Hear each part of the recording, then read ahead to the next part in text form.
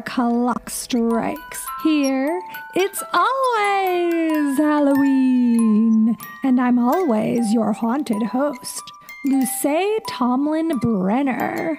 Welcome to Small Frights Friday, where I share a curated collection of calls from the All Hallows hotline and letters from the EEEEEK mailbag.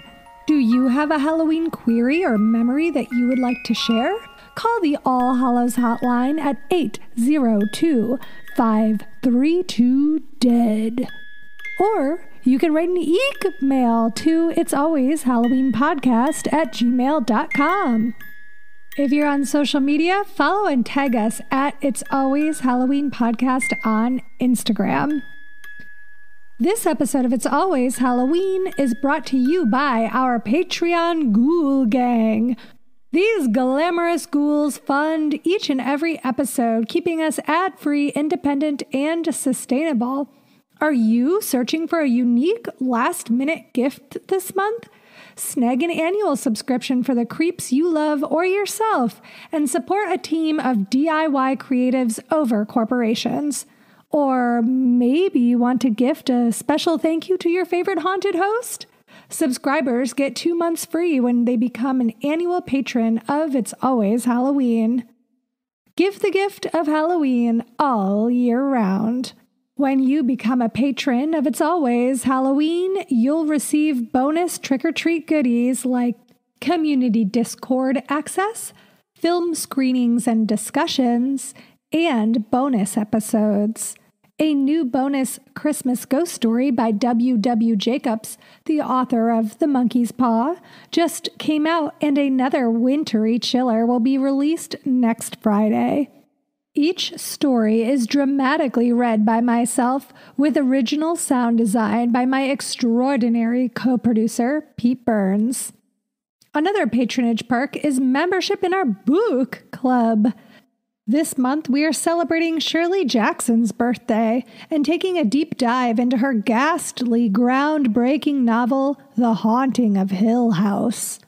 It's not too late to join us. Pick up your physical or audio copy today and join us for our next virtual meeting on Tuesday, January 3rd at 6 p.m. Pacific Standard Time. Visit patreon.com/it'salwayshalloween to learn more and sign up.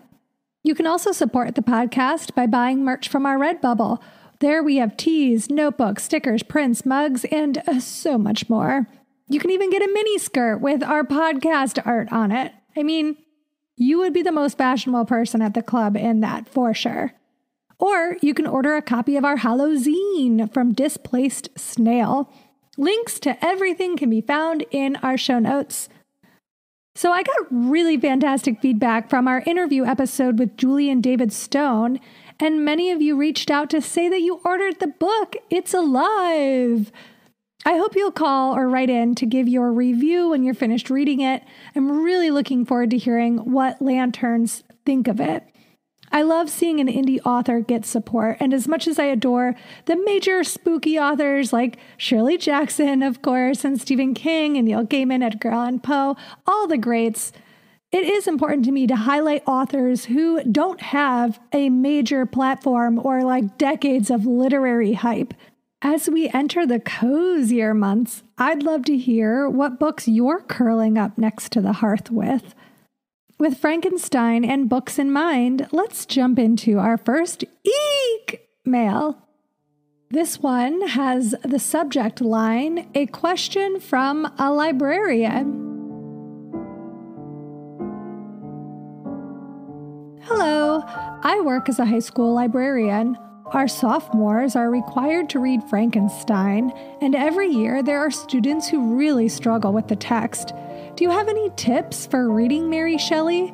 Do you have any suggestions for YA read-alikes or books that are similar that I could include in the library for students that are interested in Frankenstein or other Gothic horror stories? Thanks, Casey.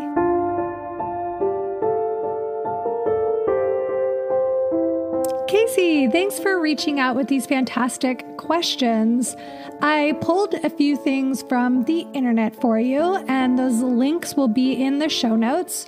And the first one is a 5-minute video from TED Ed, which is very silly to say, but you know TED Talks, it's TED Education, TED Ed. It's on YouTube, and it's everything you need to know to read Frankenstein.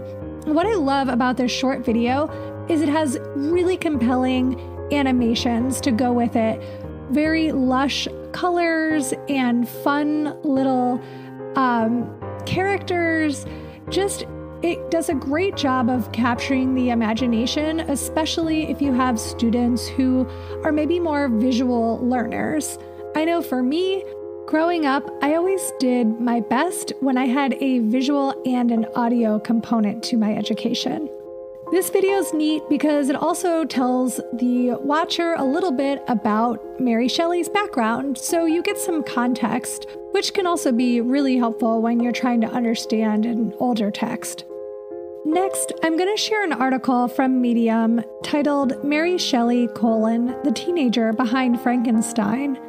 And this goes into that context I was just speaking of and frames the author as a teenage girl, which she was at the time. She wrote this when she was 18, but the author kind of goes into a deep dive about what was happening at that time, why she was writing this story, what it was like to be a teenager in the 19th century. This isn't exactly helpful for understanding the nuts and bolts of Frankenstein, but it might be fun for kids to think about this not being some dusty old story that they're required to read for school, but a horror story that a teenager wrote on a getaway to an old castle with her friends. It's a quick 5 to 10 minute read, and I think it's definitely accessible for teen readers. And the last link I'm going to share is a study guide that I found that was one of the most comprehensive, but also not boring and easy to understand. The study guide is broken up by summary, historical contexts and setting, themes, feminist interpretation, sample essay topics, and essay topic breakdown. I really liked the fact that there was a feminist reading included in this study guide. I don't know what high schools are like these days, but I would have really cherished being able to look at this story from a feminist perspective when I was a teenager, but that was nowhere near a topic that any of my teachers were preaching at Elyria High, unfortunately. Some of the themes this study guide gets into are the pursuit of dangerous knowledge, sublime nature, beauty and monstrosity, and societal prejudice. Each of these sections have fairly short paragraphs breaking these more complex ideas down into bite-sized pieces that are very accessible to people who are not familiar or used to the type of language that's used in a 200-year-old novel. I really struggled with Frankenstein when I had to read it in high school, and I wanted to love it because it's Frankenstein, of course. By the time I had to read it as a sophomore, I was also totally to the brink with Stephen King novels. I had read all the Fear Street, Christopher Pike, anything scary I could get my hands on. So I was thrilled at the idea of reading an older classic horror novel, but I was almost immediately bored to tears by it and also confused by it. My teacher was not very strong in giving us context or making it interesting for a modern audience, and I also just wasn't scared, and I wanted to be scared. So I was really looking at these materials from a little Lucé perspective and thinking what would have helped me at the time. So that's where these suggestions are coming from. Additionally, I looked up some books and asked for some recommendations from YA friends. So I have a list of books here that I have not read, so I'm going to put that disclaimer out here. But if any lanterns out there want to weigh in on the best Frankenstein-like YA novels or Gothic YA novels, please call or write in and share your recommendations, or say like, oh no, that book that you recommended is crap. Don't read that. These are all secondhand recommendations, but they do look cool. And I didn't include anything that I wouldn't be interested in reading myself. First, here are some Frankenstein-inspired YA recommendations. The book Man-Made Boy by John Scovron, Marina by Carlos Ruiz Zafran, Henry Franks by Peter Adam Salomon, Mr. Creature by Chris Priestley, and the Madman's Daughter trilogy by Megan Shepherd. This trilogy looked really awesome. It's 3 books all inspired by classic Gothic literature. The first one is called The Madman's Daughter, and it's inspired by The Island of Dr. Moreau. The second one is called Her Dark Curiosity, and it's inspired by The Strange Case of Dr. Jekyll and Mr. Hyde. And then the third book in the trilogy is called A Cold Legacy, and that's the one that is inspired by Frankenstein. Next, I have a few pure Gothic recs. These don't necessarily have to do with Frankenstein at all. They're just within the Gothic tradition. These are also YA novels. First, we have In the Shadow of the Blackbirds by Kat Winters, which I thought was a very fun name. Between the Devil and the Deep Blue Sea by April Genevieve Tolchke. Down Comes the Night by Allison Saft. Lake's Edge by Lybdell Clipstone. And Within These Wicked Walls by Lauren Blackwood. That list is in the show notes if you want to check it out. I apologize to any authors whose names I butchered. I'm definitely going to check out a couple of those because they sounded so cool. And again, please let us know, Lanterns, if you've read these or have any other recommendations for Casey's students. Lastly, I ran your question about how to read Frankenstein by my English teacher mother, who loves Frankenstein and taught it for years to her high school students. She is very passionate about this book, and she wrote up a short essay I'm going to share with you and all the Lanterns. So perhaps you can share this episode with your students as well, or maybe just this one audio snippet if you like. I present to you a passionate plea to empathize with Frankenstein's creature from Lantern Linda, my mom. Victor Frankenstein's creation is not a monster, but a creature to be pitied rather than feared. To view it with disgust is grossly unfair to it, for it is Frankenstein's ego and irresponsibility that is reprehensible. There is a monster in Mary Shelley's novel, but that monster is Victor Frankenstein. In this frame tale, or a story within a story, the reader learns as early as chapter 2 of Victor's personality, his fascination and curiosity about nature, and his hunger for knowledge contrasting sharply with Elizabeth's calm admiration of the beauty of nature and Henry's love of romantic tales and chivalry. Victor wholly admitted he was interested only in learning the, quote, secrets of heaven and earth. He was fascinated by the study of electricity and the role it played in galvanism, or the animation of cells, particularly that of human tissue by electric stimulation. The reader learns how he was driven by his goal of unfolding the deepest mysteries of creation after the death of his beloved mother, and how he isolated himself from family and friends for 2 years. So taken was he with his studies regarding that point when life began, and the notion that one might be able to counteract death by reanimating human tissue. Once Victor mastered the ability to bestow animation upon lifeless matter, he became obsessed with creating a human being. And this is when the concept of personal responsibility becomes an issue in the novel.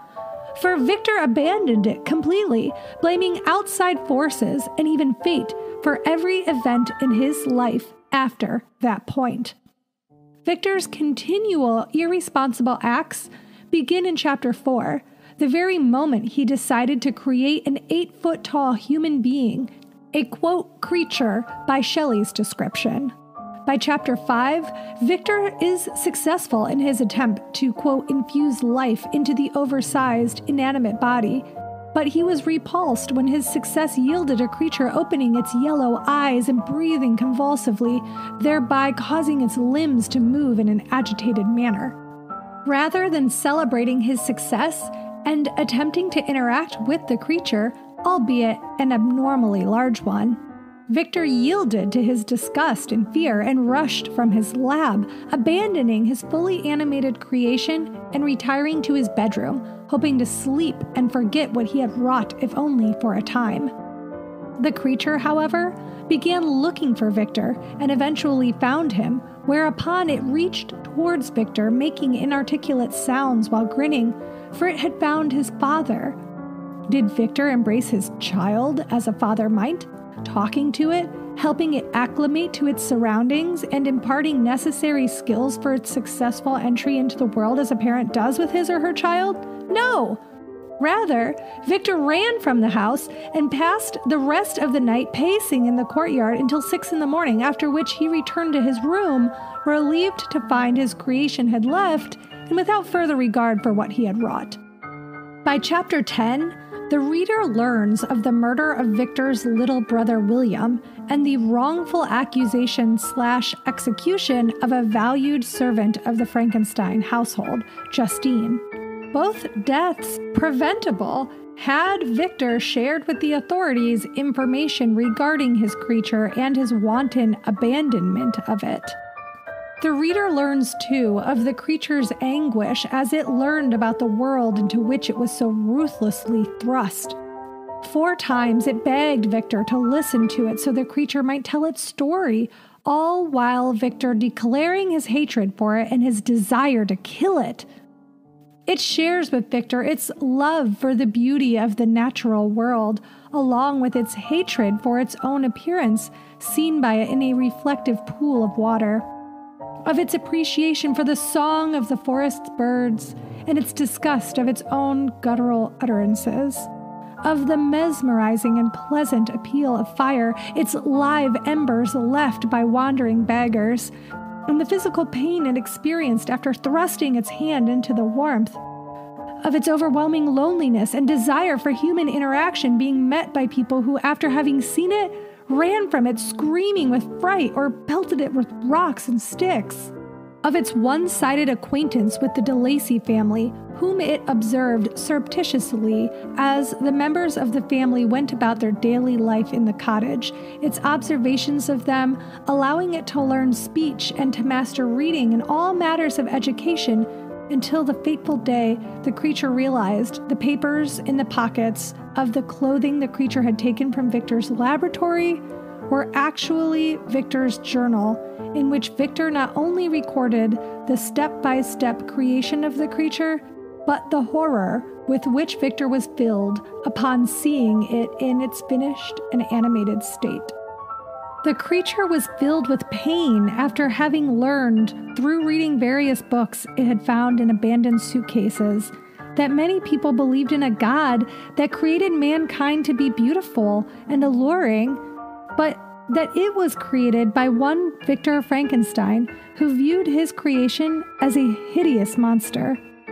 When the DeLacy family finally saw the creature, all were horrified by its appearance and ran from it, thereby dashing all of its hopes for actually establishing a relationship with them, thoughts of which had provided the creature comfort for months as it had observed them.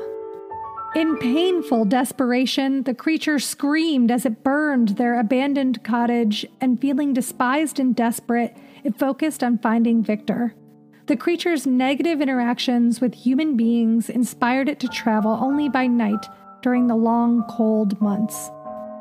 The appeal of nature's beauty in the spring allowed it to entertain the possibility of reaching out to human beings once again.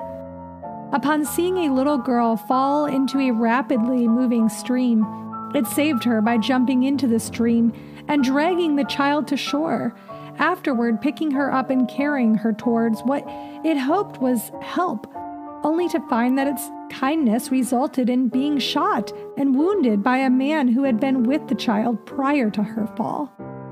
After nursing its wound for several weeks, the creature resumed its trek towards where it believed it would find Victor Frankenstein. Unfortunately, it came upon little William Frankenstein first, though the child's identity was unknown to the creature at the time.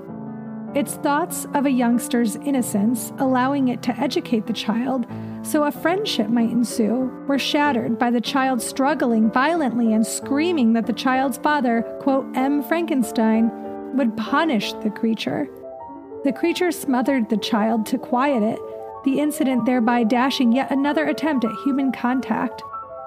The creature shares its miserable experiences after having been abandoned by Victor and appeals to him to create a female for it, someone of its ilk, a mate with whom it could live in peace, separated from the rest of the world. It is in chapter 17 that Victor finally acknowledges that he might not have behaved responsibly towards the creature the night of its creation, so he acquiesces to the creature's plea. However, Victor becomes sickened by his work on the female as he recalls his previous creation 3 years prior, so he destroys it. Once again, Victor puts his own needs before that of his creature. The result, of course, is horrific, as the creature, in its frustration, strangles Elizabeth after Victor and she are wed, thereby bringing to fruition its warning that it would be with Victor on Victor's wedding night if Victor deprived the creature of its companion. Elizabeth's death is yet another tragedy that Victor might have averted had he realized and accepted his moral responsibility. Truly, Mary Shelley described a, quote, monster in her novel, a monster who, when given countless opportunities, allowed ego and selfishness to drive his actions and ignore any and all responsibilities for his behavior. In all fairness, readers of Frankenstein must acknowledge referring to Frankenstein's creature as a monster is a grave disservice to it and allows Victor Frankenstein to escape much-deserved infamy. Thanks to my mom, Linda Tomlin-Brenner, for writing in that passionate essay. I feel like I understand Frankenstein better than I ever did before, just reading it. So I hope that is a helpful summation for young readers who are trying to understand it for school, and lanterns of all ages and backgrounds who haven't read Frankenstein or maybe just weren't that interested in it.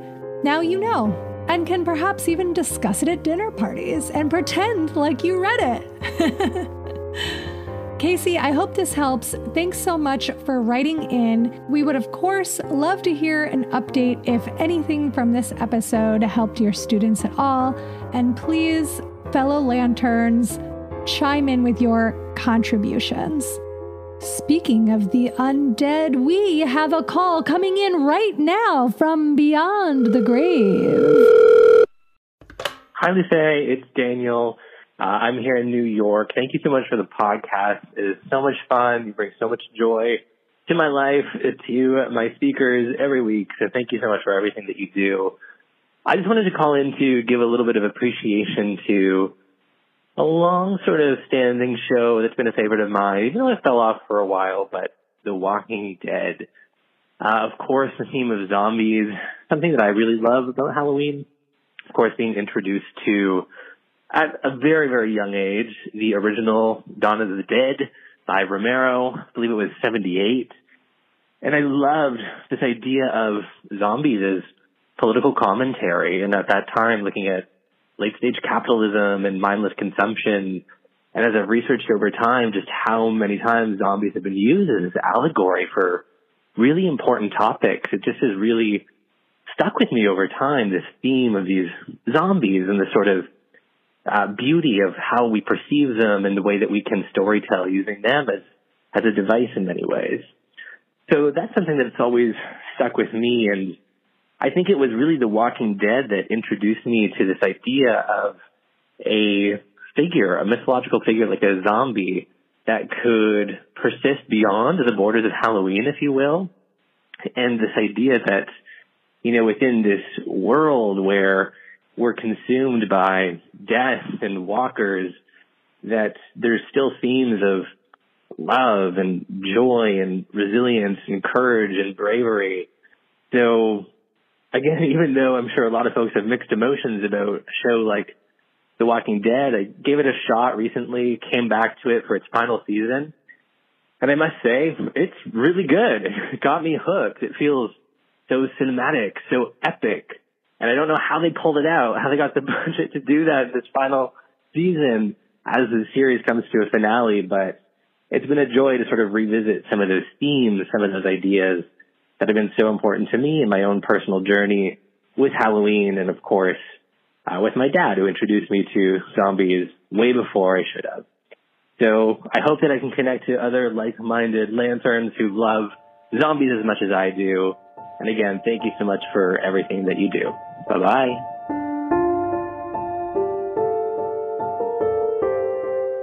Daniel, thank you for this fantastic call. I am pleased to hear I bring joy into your life because you just brought some joy into mine.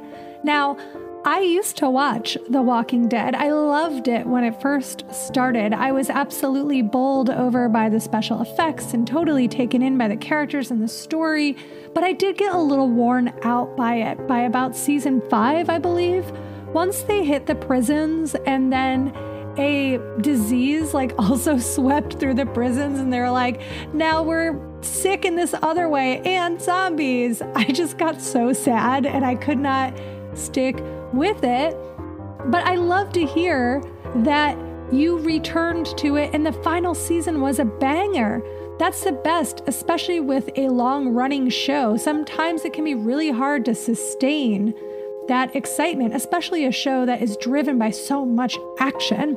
Now, my mom wrote in a little earlier with that Frankenstein essay, and I would be remiss if I did not note how much my mom loves this show, and we bonded over for a long time, and I felt really bad when I stopped watching it. I just couldn't handle the violence and the sadness anymore. I got too sad.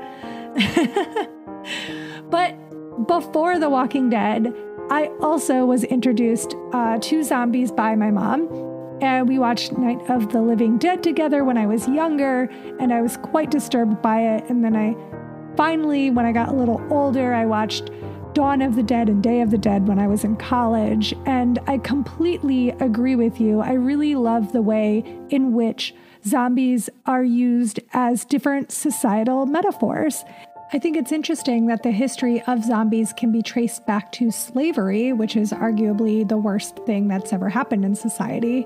And I found a really interesting article in The Atlantic titled "The Tragic Forgotten History of Zombies." So I thought that you, Daniel, and your fellow lanterns would enjoy hearing a little excerpt from this excellently researched article. Now, I do want to give a quick content warning for brief but frank descriptions of slavery, as well as a mention of suicide. This snippet is about 1 minute and 30 seconds if you feel you need to skip ahead. This article was written by Mike Mariani, October 28th, 2015, and you can read the entire thing in the show notes. The zombie myth is far older and more rooted in history than the blinkered arc of American pop culture suggests. It first appeared in Haiti in the 17th and 18th centuries, when the country was known as Saint-Domingue and was ruled by France, which hauled in African slaves to work on sugar plantations. Slavery in Saint-Domingue under the French was extremely brutal. Half of the slaves brought in from Africa were worked to death within a few years, which led only to the capture and import of more. The original brains-eating fiend was a slave not to the flesh of others, but to his own. The zombie archetype, as it appeared in Haiti and mirrored the inhumanity that existed there from 1625 to around 1800, was a projection of the African slaves' relentless misery and subjugation. Haitian slaves believed that dying would release them back to Guinea. literally Guinea or Africa in general, a kind of afterlife where they could be free. Though suicide was common among slaves, those who took their own lives wouldn't be allowed to return to Guinea. Instead, they'd be condemned to skulk Hispaniola plantations for eternity, undead slaves at once denied their own bodies and yet trapped inside them, soulless zombies. That snippet was from The Tragic Forgotten History of Zombies by Mike Mariani of The Atlantic, October 2015. And you can read the entire article in the show notes. I will say that Mike is very critical of modern pop culture and how far it has strayed from the history of zombies. So don't take the article as a indictment against your favorite work of zombie entertainment. The thing that I really care about here and that I try to impart on all of the lanterns is that it's important to learn history and be aware of history so you know why you enjoy what you enjoy and you're not just mindlessly consuming things. So I think George Romero did a great job of making people think about things like civil rights, Vietnam, consumer culture. And, now when people make those types of critiques, a lot of feedback is that horror is too woke, and why are we shoehorning messages into horror movies that are supposed to be mindless, fun entertainment? But this is not a 2022 issue. This is something that has been happening in film since the advent of film. It is an art form that's used to understand our society. And sometimes it can be silly entertainment, and sometimes it can be entertaining and also be really meaningful and thoughtful. And I do think that it is important to remember that George Romero didn't invent zombies having some deeper meaning, that the true history of zombies is rooted in horrible societal failure. And you can't exactly separate one from the other as much as Hollywood has tried. I would love to hear from other lanterns who are passionate about zombies and connect you with Daniel. I have not done a history episode on zombies yet, which is one of the reasons I wanted to include the snippet from that article, because I do think the history is really fascinating and very underknown, especially by Americans and white Americans at that. And I would love to give more than a minute and a half to that history on this show in the future. Daniel, thanks so much for this fantastic call and encouraging me to look a little deeper into zombies myself. Next up, we have 2 international EEEEKmails about the holidays.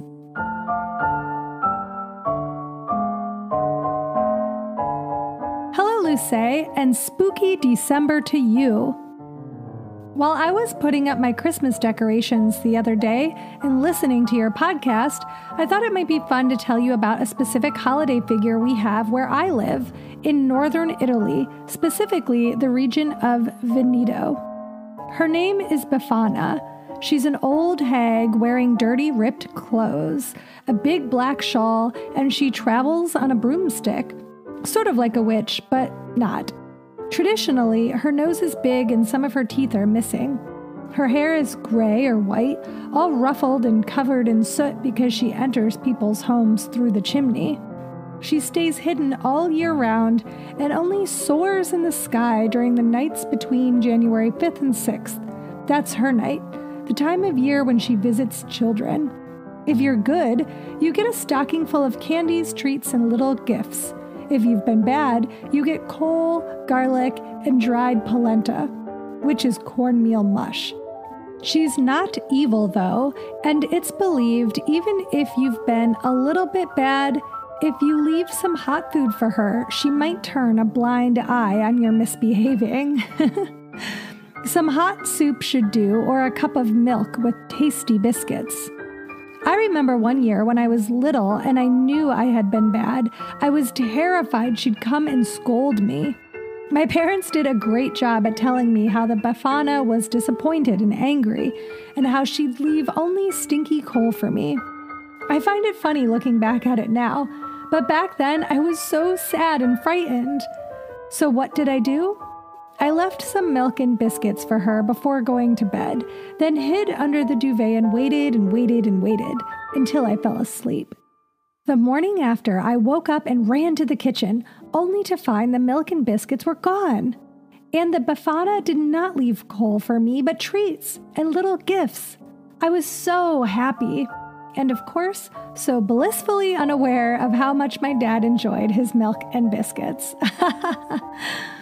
Last but not least, the Befana tradition has been heavily influenced by Christianity over the years, but as with many festivities, its roots are definitely pagan.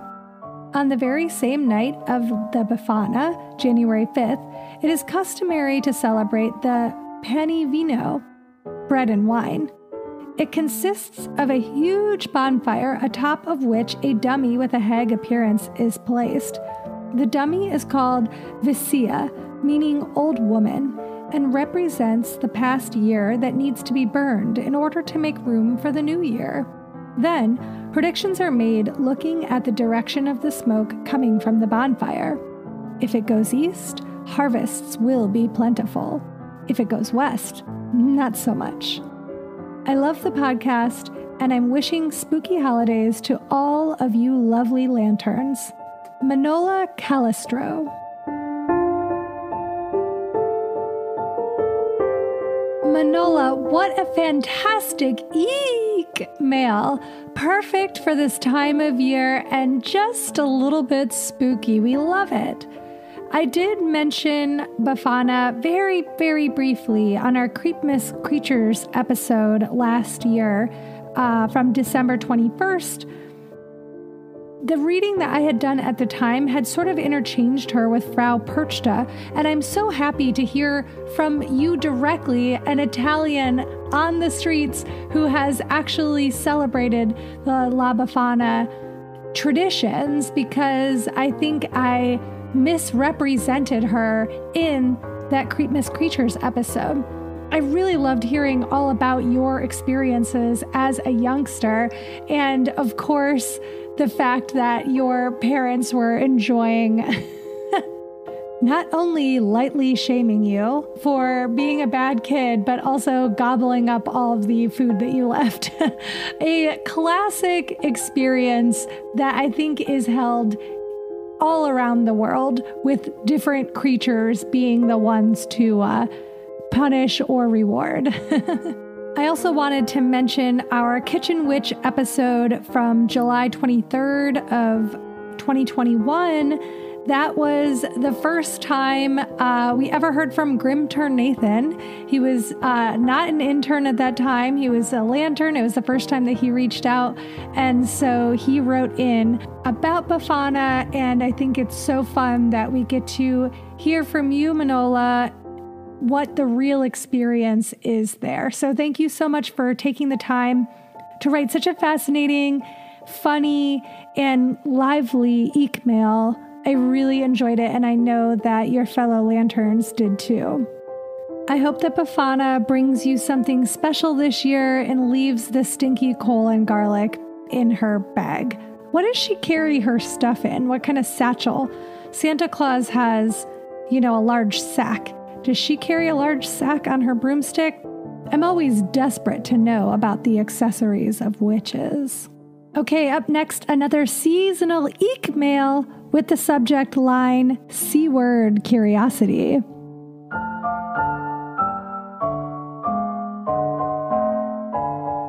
Hello, Luce. I was curious about your opinion on something.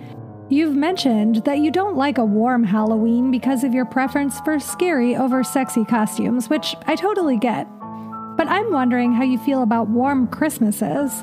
I heard a lady speak recently about her experience moving from the UK to New Zealand and how she doesn't understand how people in the Southern Hemisphere have nothing to look forward to get them through the winter months, usually June through August here.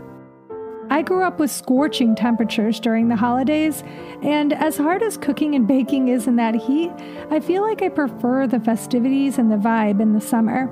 Probably because I'm more alive in the summer anyways, so it just fits. But our winters in Melbourne were very mild, so I'm not sure. Having Christmas coming up was what we looked forward to in the winter.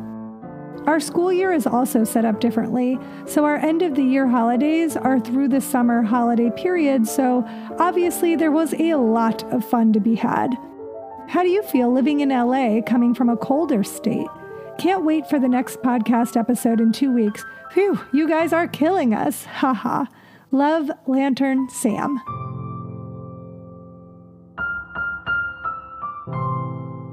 Sam, thank you so much for this perspective from down under.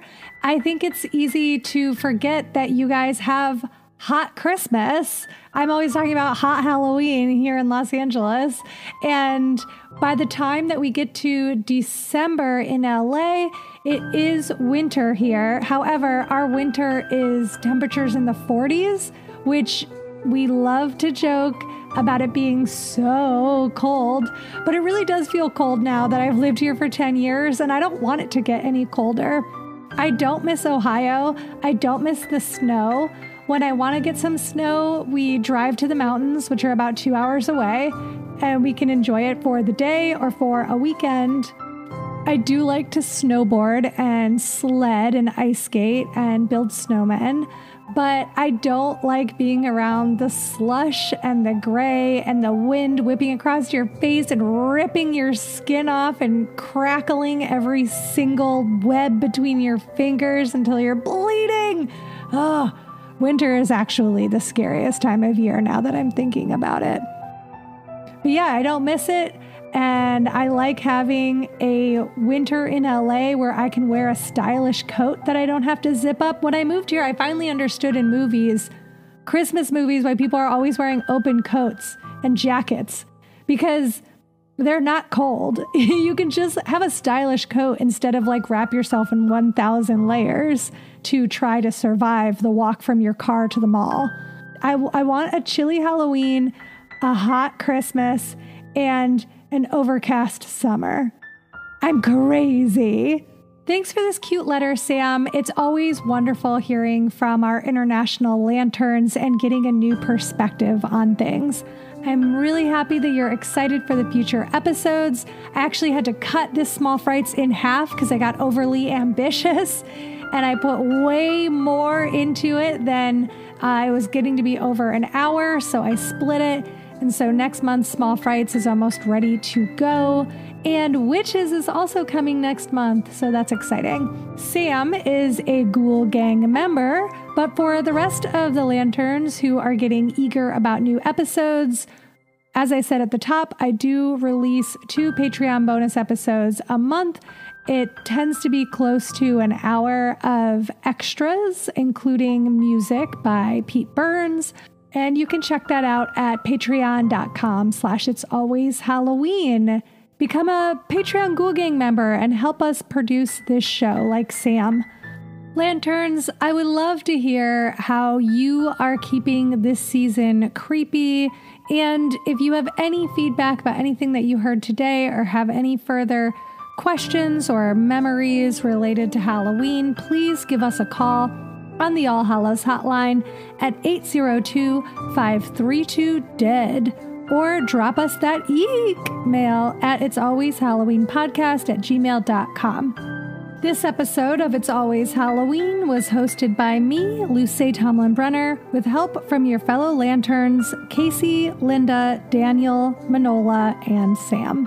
Many thanks for your fantastic contributions. The editing, theme music, and sound design is by Pete Burns. Thanks, Pete. Make sure to check out Pete's new album, Her April, now on Spotify under his artist name, PB. You can follow the show on Instagram at It's Always Halloween Podcast, me on Instagram and Twitter at LTB Comedy, and Pete at Mittenberries. If you're on Apple Podcasts, please subscribe and write us a little review so that other like-minded ghouls can find us. We got 2 wonderful reviews in November that I want to share with you now. First is from Shinobi Sean, and the headline is Favorite Comfort Podcast. I always turn to this podcast for both comfort and knowledge. Luce has a soothing voice. Aw, thank you, Shinobi Sean. I'm very happy to hear that I can soothe you. And the next one is from maybe one of my favorite names on the reviews ever, Buttclit. This one with the subject line, so much more than a podcast. This show is medicine for sufferers of Halloween hangovers. It's so interesting, fun, cozy, and creepy. Luce and Pete have created a whole community around Halloween and the holiday's most fervent devotees. It's been great to witness how the podcast has evolved and gained so much support over such a short time. And it's well-deserved. Long live the lanterns! Buttclit, I love this. I love your name, and I love Long Live the Lanterns. I'm thinking maybe we should put that design on a Redbubble t-shirt. Long Live Lanterns. It's pretty fantastic. Hey, thank you so much for these kind words. And sometimes I think that this podcast has been going on forever, and like I'm sure some of you do with your careers as well. Why aren't I further along? And why haven't I gotten to do all of the things that I want to do? And I had all these ideas and I haven't gotten to them yet. You can be kind of hard on yourself, right? I can be hard on myself. So it's really great to look at words like gain so much support over such a short time. And it's like, yeah, 2 years is a pretty short time. Thank you for putting things into perspective, Buttclit. You are very wise. And I appreciate the time that you took to write this thoughtful review. And Shinobi Sean, I appreciate the time that you took to just dash off something really sweet and meaningful that's going to grab people's attention. So Lanterns, if you haven't written us a review yet, we need one in December so people know that we're making podcasts all year round and this is not just a fall folly. So you can write something short and sweet like Shinobi Sean, or you can write something a little longer like Buttclit. Either way, it's helpful. It touches me and Pete personally, but it also helps us find people who will enjoy the podcast like you do, and we can keep growing our porch. If you're not on Apple Podcasts, don't worry about it. Give us 5 stars on Spotify. And don't forget that we're also on the NPR One app, so you can subscribe there and tell Ira Glass that you love us.